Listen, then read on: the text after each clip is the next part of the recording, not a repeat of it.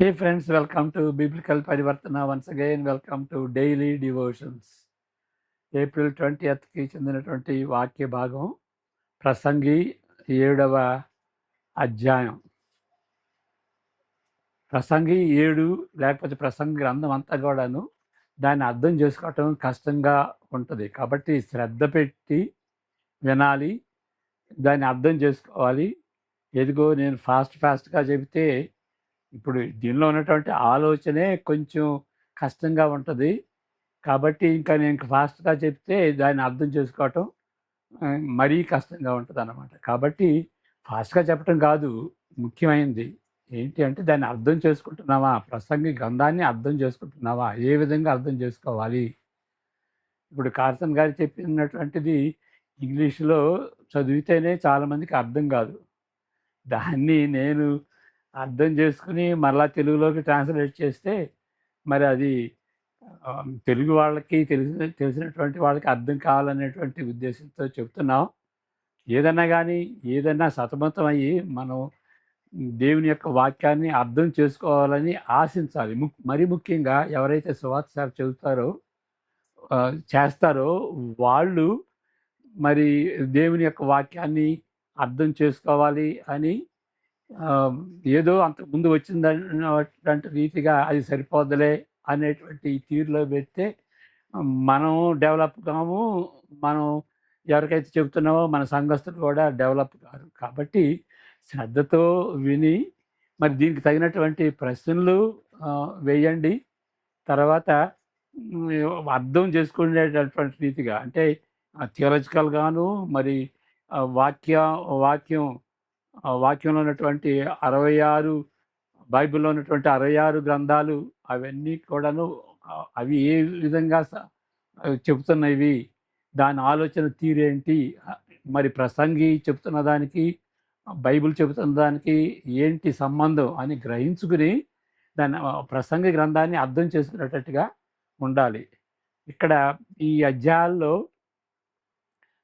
తరచుగా మనం చూస్తుందేంటంటే, ఏ కోణంలో చూసినా గానీ దేవుని కోణంలో చూడకపోతే మరి భూమి క్రిందనున్న వాళ్ళు అంటే అవిశ్వాసులుగా చూస్తే, దేవుని ప్రక్కన పెట్టి చూస్తే ఏది మనం అన్వేషించినా గానీ, దేన్ని మనం చేపట్టినా గానీ అదంతా వ్యర్థంగా కనిపిస్తది.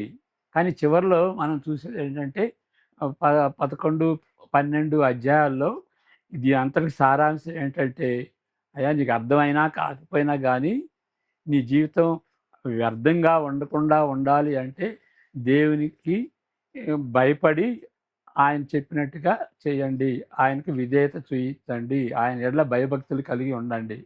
అనేటువంటిది మరి 11, 12 అధ్యాయాల్లోనే చెప్పటం కాదు. చివరిలో అప్పుడప్పుడు మధ్యలో గూడా చెబుతూ ఉంటాడు. కాబట్టి అది కొంచెం కన్‌ఫ్యూజన్‌గా ఉంటది. దాన్ని మనం ప్రాసెస్ చేసి ధ్యానం మరల పదే పదే చదువుతూ దాన్ని అర్థం చేసుకోవాలి. ఓకే. ఈ 7వ అధ్యాయంలో ఉన్నటువంటి ఒక అంశం ఏంటి అనంటే, ప్రసంగిలోని జ్ఞానమునకు దేవుని యెడల భయభక్తులతో జీవితం మొదలు కాదు. ప్రసంగిలో ఉన్నటువంటి జ్ఞానం. మరి సామెతలో ఉన్నటువంటి జ్ఞానం దేవుని యెడల భయభక్తులు కలిగి ఉండటమే మరి జీవితానికి మూలం అని అంటాడు. మరి ఆ విధంగా జీవితాన్ని మొదలుపెట్టకపోతే దేవుని యెడల భయభక్తులు కలిగినటువంటి రీతిలో మన జీవితాన్ని మొదలుపెట్టకపోతే అలాంటి జీవితం వ్యర్థం అని వ్యర్థంగా కనిపిస్తుందన్నమాట. ఇంకొకటి మనం గ్రహించాల్సింది ఏంటంటే, ఈ ప్రసంగి ఎవరైనా గాని అంటే మనం అంతకుముందు చెప్పుకున్నటువంటి రీతిగా సొలొమోను పేరు పెట్టుకొని వ్రాసినటువంటి రీతిగా ఉంటదన్నమాట. మరి ఆయన అంత జ్ఞాని అయినప్పటికీ, దేవుని యెడల భయభక్తులు కలిగి ఉన్నప్పటికీ, కానీ వేరే కోణంలో చూస్తే, దేవుడు లేనట్టుగా చూస్తే, అంటే పతనమైనటువంటి లోకం, సూర్యుని క్రింద ఆ కోణంలో చూస్తే ఏ దేన్ని వెతికినా, దేన్ని వెంటాడినా గానీ అవి మంచివే కావచ్చు. కానీ వాటిని వెంటాడితే దాని నుండి వచ్చేటువంటి సంతోషం ఏమీ ఉండదు. ఇవి చాలా ముఖ్యమైనటువంటి అంశాలన్నమాట. కాబట్టి మన సువార్త చెప్పేటప్పుడు ఇలాంటివి చాలా అవసరంగా మనకు కనిపిస్తుంది. కాబట్టి ఈ ప్రసంగి గ్రంథం ఒక ఇవాంజలిస్టిక్ ట్రాక్ లాగా ఉంటుందన్నమాట. చాలా సుదీర్ఘంగా, చాలా లోతుగా, అర్థపూరితంగా ఉండేటువంటి గ్రంథం అని మనం తెలుసుకోవాలి. ఇది చదువుకుపోయే ముందు చిన్న ప్రార్థన. May the words of my mouth and the meditation of our hearts be acceptable in thy sight, our rock and redeemer. ఆమేన్. ఇక్కడ మొదటి పారాగ్రాఫ్ మనం చదువుకుందాం. ప్రసంగి 7వ అధ్యాయం 7వ అధ్యాయం మొదటి పారాగ్రాఫ్ చదువుకుందాం. సుగంధ తైలము కంటే మంచి పేరు మేలు, ఒకని జన్మ దినము కంటే మరణ దినమే మేలు.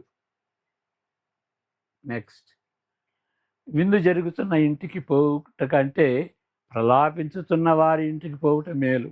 ఏలయనగా మరణము అందరికీ వచ్చును కనుక బ్రతుకువారు దానిని మనసున పెట్టుదురు. నవ్వుట కంటే దుఃఖపడుట మేలు. ఏలయనగా భిన్నమైన ముఖము హృదయమును గుండపరచును. జ్ఞానుల మనసు ప్రలాపించు వారి ఇంటి మీద నుండును, అయితే బుద్ధిహీనుల తలంపు సంతోషించు వారి మధ్య నుండును. నెక్స్ట్, బుద్ధిహీనుల పాటలు వినుట కంటే జ్ఞానుల గద్దింపు వినుట మేలు. ఏలయనగా బాణ క్రింద చెటపటయను చితుకుల మంట ఎట్టిదో బుద్ధిహీనుల నవ్వు అట్టిదే, ఇదియు వ్యర్థమే. ఓకే, నోట్స్ చదువుకుందాం. తర్వాత ఏ వచనాలు ఉంటాయో ఆ వచనాలు కూడా చదువుకుందాం. ప్రసంగి 7వ అధ్యాయంలో ఈ గ్రంథంలో ఉన్నటువంటి తీరు మారుతుంది. ఒక విధంగా ఈ 6 అధ్యాయాలు వేరు, 7 అధ్యాయంలో ఉన్నటువంటి తీరు మారుతుంది. సాధారణంగా ఉండే జ్ఞాన సాహిత్య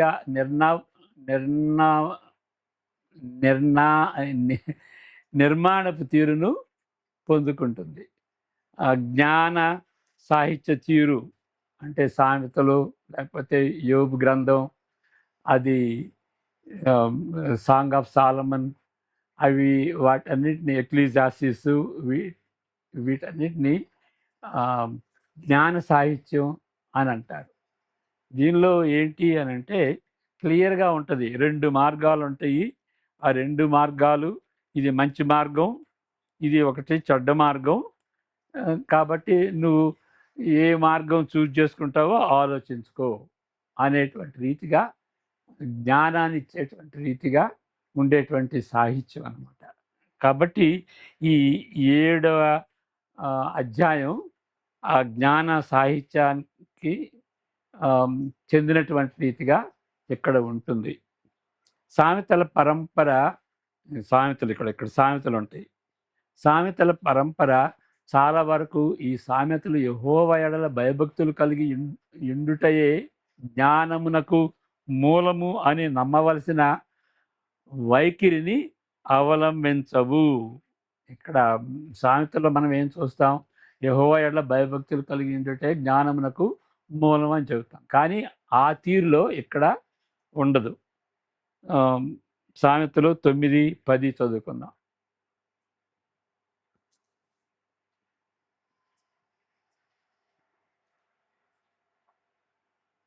యెహోవా యందు భయభక్తులు కలిగి ఉండుటే జ్ఞానమునకు మూలము, పరిశుద్ధ దేవుని గూర్చిన తెలివియే వివేచనకు ఆధారము అని సామెతలు చెప్తా ఉంటే ఇక్కడ ఆ విధంగా ఉండదు.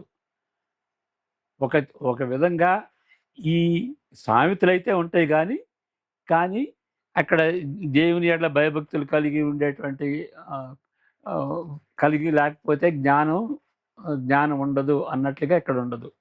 దానికి బదులు ఏముంటుంది మరి? తన అన్వేషణలో సాగుతున్నాడు.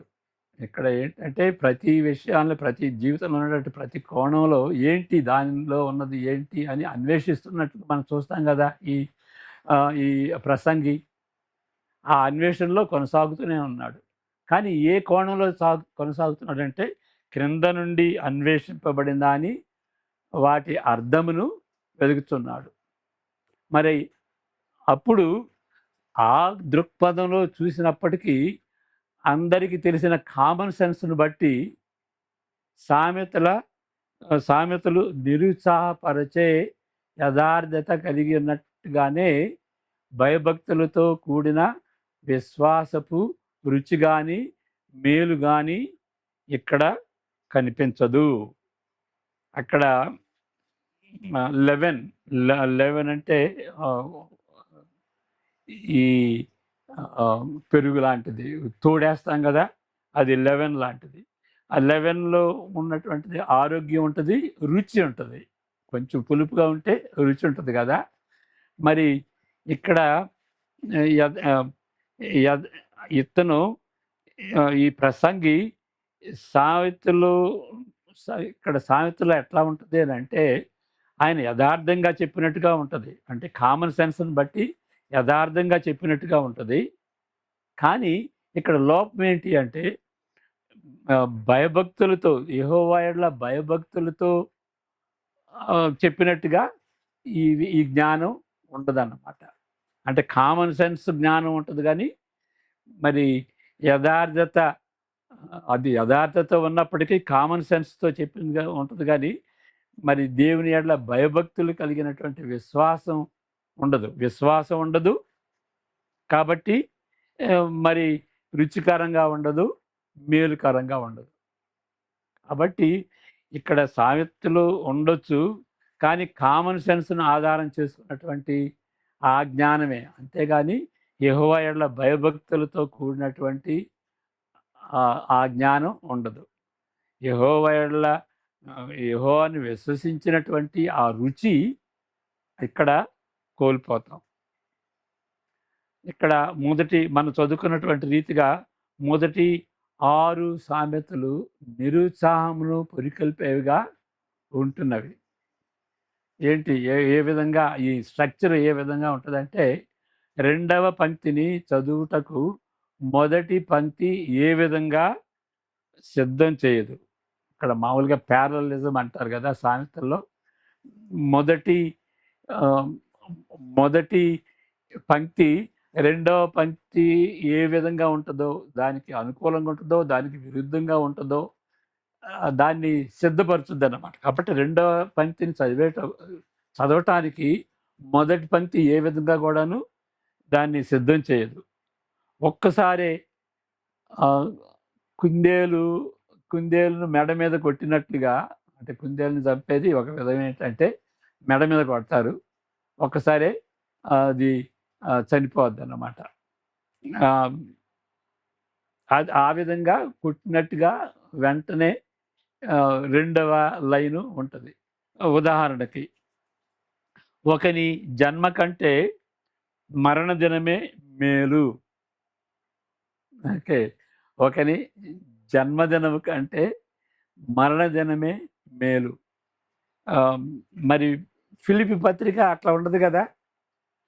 అది మరణం విజయం లాంటిదిగా మరణం మరణిస్తే అది విజయమే అన్నట్టుగా మరి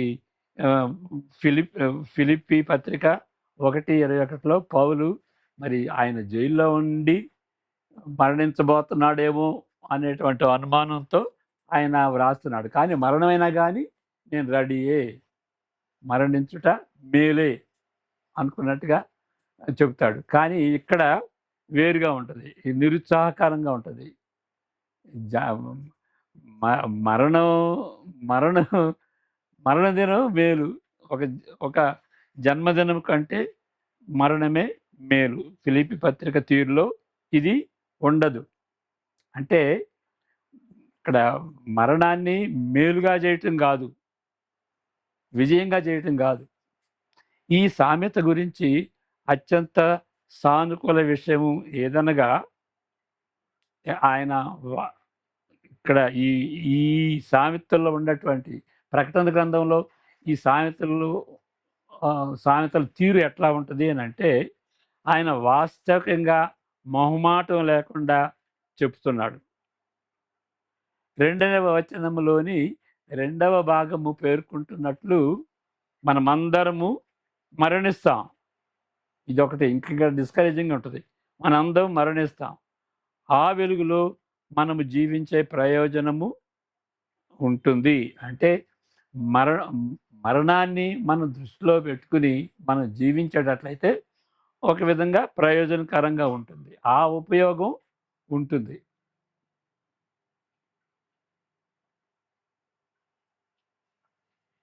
తర్వాత ఉన్నటువంటి సామెతలు 7వ వచనం నుండి 22వ వచనం. ఆ సామెతలు వాటిని అన్నిటినీ కేటగరైజ్ చేయటం కష్టం. ఎప్పుడైనా సరే మరి అన్ని వచనాల్లో ఉన్నటువంటి సామెతలు అనేక సామెతలుగా ఉంటే ఎప్పుడైనా సరే మనం వాటిని కేటగరైజ్ చేయకపోతే, అంటే వర్గీకరించకపోతే మనం వాటిని జ్ఞాపకం చేసుకోవటం కష్టం. కాబట్టి ఇన్ని సామెతలు ఉన్నప్పటికీ వాటిని కేటగరైజ్ చేయకపోతే వాటిని కేటగరైజ్ చేయటమే కష్టతరంగా ఉంటాయి.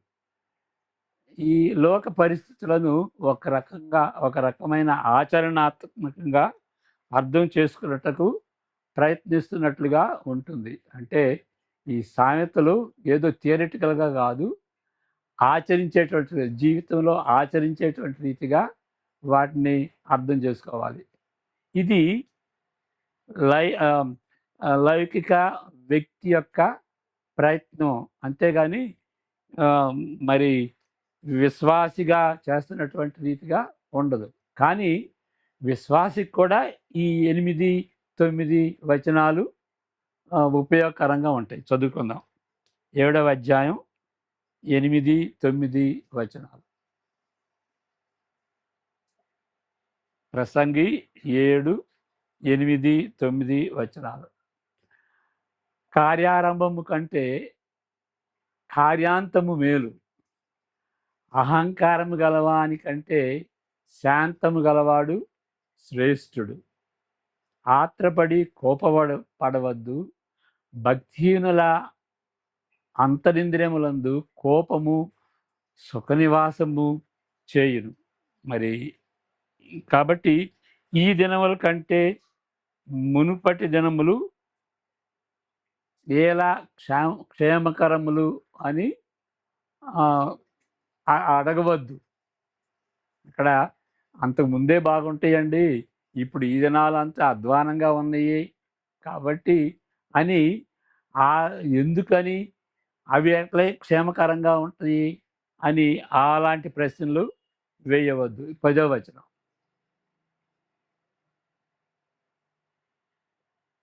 అంటే ఈ సామెతలు చాలా ప్రోత్సాహకరంగా ఉండవు. వీటిని చదువుతూ ఉంటే నిరుత్సాహపరిచేటువంటి రీతిగా ఈ సామెతలు ఉంటాయి. ఈ దినముల కంటే మునుపటి దినములు ఎలా క్షేమకరములు అని అడగవద్దు. ఈ ప్రశ్న వేయుట జ్ఞానయుక్తము కాదు. ఇది స్వీయ బోధ మోహమును అణచివేస్తుంది. ఎందువలన అనగా మసక కమ్ముకున్నట్లుగా గతమును గూర్చి ప్రసంగిని ఆకట్టుకునే అవకాశము లేదు. ఈ విషయంలో ప్రసంగి తన వైఖరిని అంతకు ముందే కనపరిచాడు. ఏంటి తన వైఖరి? 1:9 మనకి తెలుస్తుంది. 1:9 తన వైఖరి ఏంటో. అంతా వ్యర్థమే అనేటువంటి వైఖరి. మునుపు ఉండినదే ఇక ఉండబోవునది, మునుపు జరిగినదే ఇక జరగబోవునది, సూర్యుని కింద నూతనమైనది ఏదియూ లేదు. చాలా నిరుత్సాహంగా ఉంటుంది కదా. అంతకుముందు జరిగిందే ఇప్పుడు జరుగుతుంది, ఇంకా గతం గురించి ఎందుకు చెప్పుకోవటం అనేటువంటి రీతిగా. నిజమే, జ్ఞానమును కొహలెత్ ప్రశంసిస్తున్నాడు 11, 12లో. ఓకే, చదువుకుందాం. జ్ఞానం ఎప్పుడు కూడాను బెటరే అని ఈయన కోహలెత్ కూడా ప్రశంసిస్తున్నాడు. జ్ఞానము స్వాస్థ్యమంత ఉపయోగము, సూర్యుని క్రింద బ్రతుకు వారికి అది లాభకరము. 12వ వచనం. జ్ఞానము ఆశ్రయాస్పదము, ద్రవ్యము ఆశ్రయాస్పదము అయితే జ్ఞానము దాని పొందిన వారి పాదమును ప్రాణమును రక్షించును. ఇదే జ్ఞానము వలన కలుగు లాభం. కానీ ఈ ప్రశంస జ్ఞానము యొక్క విలువను చూపించడు తప్ప మరేమీ ఉపయోగకరంగా ఉండనట్లు ప్రసంగి ధృవీకరిస్తున్నాడు. అంటే దీనివలన దానికి విలువ ఉంది కానీ ఇంకా వేరే దానిలో వేరే దానికైతే విలువైతే ఉన్నది జ్ఞానానికి, కానీ వేరే విధంగా ఉపయోగకరంగా ఏమీ ఉండదు.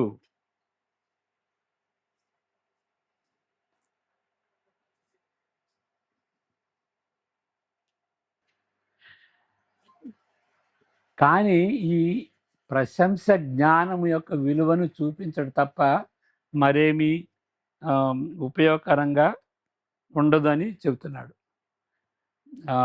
ద్రవ్యము ఉపయోగకరంగా ఉంటున్నట్లు ఇలాంటి ఆలోచనను బట్టి ఒక ప్రక్క పట్టించుకోనని భక్తి,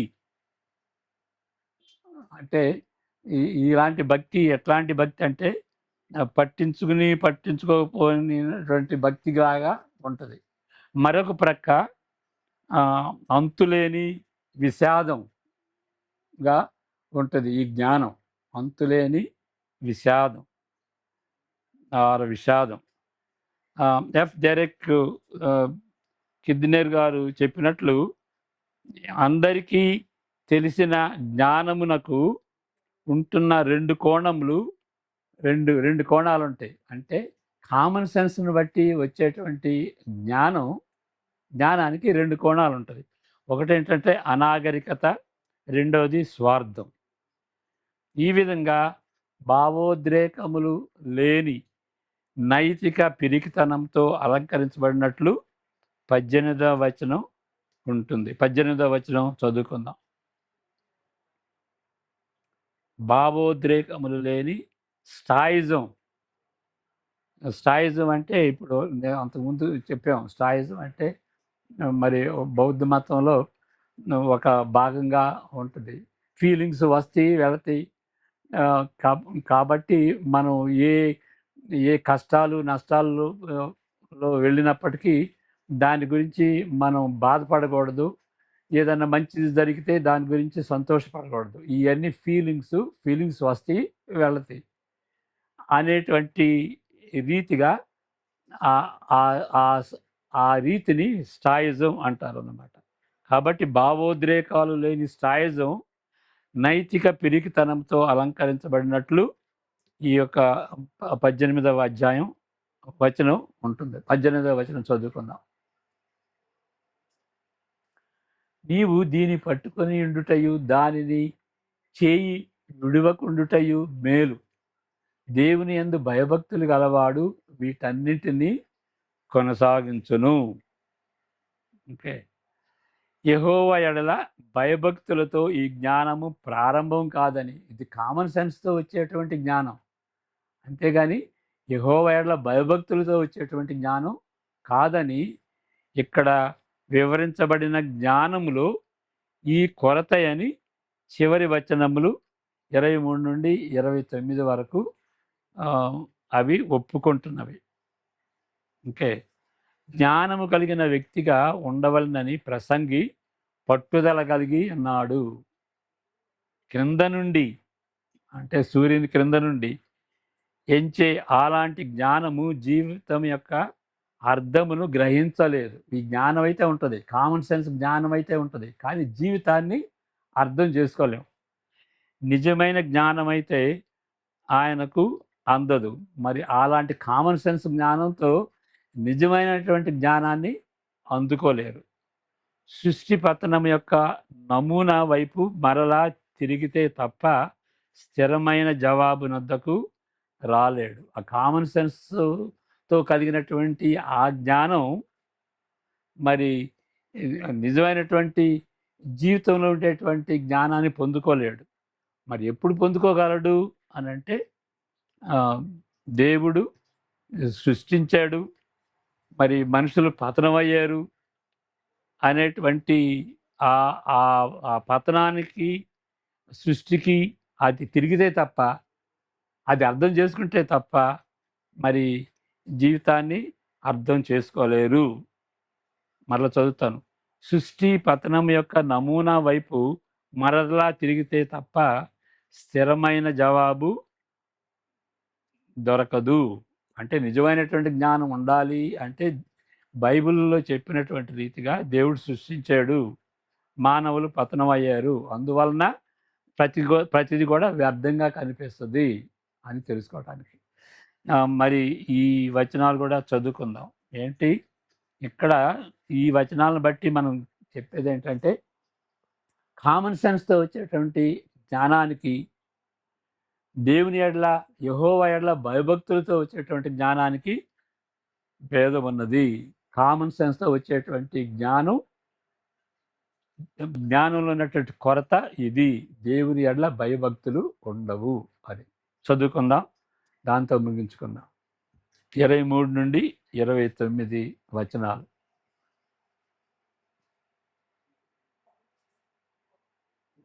ఇది ఎంతయు జ్ఞానము చేత నేను శోధించి చూచితిని, జ్ఞానాభ్యాసము తెలుసుకుందునని నేను అనుకుంటుని గాని అది నాకు దూరమాయను. సత్యమైనది దూరంగాను బహులోతుగాను ఉన్నది, దాని పరిశీలన చేయగలవాడెవడు? నెక్స్ట్, వివేచించుటకు, పరిశోధించుటకు, జ్ఞానాభ్యాసం చేయుటకై సంగతుల యొక్క హేతువులను తెలుసుకొనుటకును, భక్తిహీనత బుద్ధిహీనత అనియు, బుద్ధిహీనత వెరితనం అనియు గ్రహించుటకును రూఢి చేసుకొని నా మనసు నిలిపితిని. మరణము కంటే ఎక్కువ దుఃఖము కలిగినది ఒకటి నాకు కనబడేను. అది వలల వంటిదై ఉరుల వంటి మనస్సును, బంధకముల వంటి చేతులను కలిగిన స్త్రీ. దేవుని దృష్టికి మంచివారైన వారు దానిని తప్పించుకొందురు గాని పాపాత్ములు దాని వలన పట్టబడుదురు. సంగతుల హేతువ ఏమైనది కనుగొనుటకై నేను ఆయా కార్యములను తరచి చూడగా ఇది నాకు కనబడినని ప్రసంగినైన నేను చెప్పుచున్నాను. అయితే నేను తరచి చూచినను నాకు కనబడనిది ఒకటి ఉన్నది. ఏంటది? 28, 29 వచనాలు. అదేదనగా 1000 మంది పురుషులలో నేను ఒకని చూచితిని గాని అంతమంది స్త్రీలలో ఒకతెను చూడలేదు. ఇది ఒకటి మాత్రము నేను కనుగొంటిని, ఏమనగా దేవుడు నరులను యథార్థవంతులుగా పుట్టించను గాని వారు వివిధమైన తంత్రములు కల్పించుకొని ఉన్నారు. అది గ్రహించకపోతే నిజమైనటువంటి జ్ఞానం లేదు. అది దేవుని ఎడల భయభక్తులతో కలిగినటువంటి జ్ఞానము. ప్రార్థన చేసుకుందాం. పరిశుద్ధులైనటువంటి మా దేవ, యేసుక్రీస్తు పేరట మీ పాద సన్నిధికి వస్తుంటున్నాం. మరి కామన్ సెన్స్ జ్ఞానం కాకుండా మీ వాక్యం వలన వచ్చేటువంటి జ్ఞానం, మీ వాక్యంలో ఉన్నటువంటి అంశాల వలన వచ్చేటువంటి జ్ఞానం, దాన్ని వెతకటానికి మీ కృపను అనుగ్రహించమని యేసుక్రీస్తు పేరట ప్రార్థిస్తుంటున్నాం తండ్రి. ఆమేన్. God bless you.